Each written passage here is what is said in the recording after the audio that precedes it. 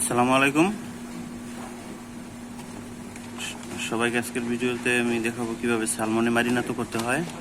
তো এখানে 4 কেজি চিনি আর এখানে 4 কেজি লবণ, হয়তো কয়েকশো গ্রাম লবণ কম দেওয়া হইতে পারে।